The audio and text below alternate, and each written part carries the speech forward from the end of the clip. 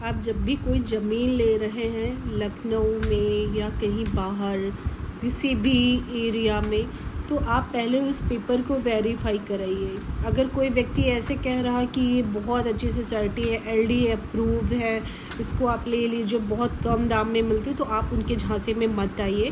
पहले तो उनका पेपर लीजिए और पेपर लेने के बाद उस तहसील में, जिस एरिया में वो ज़मीन है उसकी तहसील में आप उसका 60 साला या 12 साला उसका निकलवा लीजिए। पहले जब वो तहसील से पूरा रिकॉर्ड निकलेगा तो आपको ये क्लियर हो जाएगा ये ज़मीन पहले किसके नाम पे थी, अभी प्रेजेंट टाइम ये किसके नाम पे है।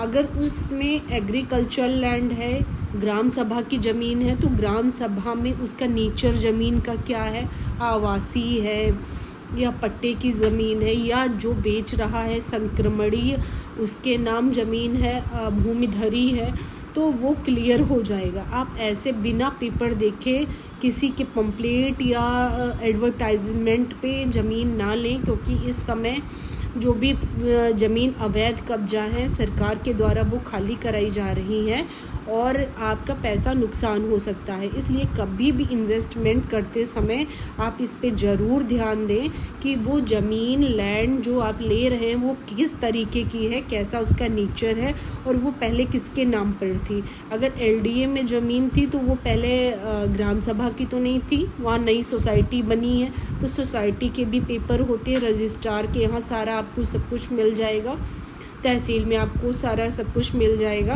आप कोई भी ज़मीन लेने से पहले उसका 60 साला या 12 साला निकलवा के पूरी तरीके से वेरीफाई करा लीजिए। अगर उसमें ये आता है कि जो आपको बेच रहे हैं वो वाकई उसके ओनर हैं, तो आप उसको ज़मीन ख़रीद लीजिए और ख़रीदने के बाद उसको तत्काल अपने नाम दाखिल खारिज कराइए। अगर एग्रीकल्चर लैंड है, ग्राम सभा की है, तो उसको दाखिल खारिज होगा। और अगर वो ज़मीन एलडीए में है तो आप नगर निगम में जाके उसका म्यूटेशन अपने नाम कराइए। पहले जिसके नाम था उसका कैंसिल होके आपके नाम चढ़ेगा और आपको हाउस टैक्स जो भी बकाया हो या नहीं हो वो आपको देना पड़ेगा। इस तरीके से वो आपकी क्लियर ज़मीन होगी। इस तरीके से फ्रॉड जो चल रहा है उससे आप लोग बचें।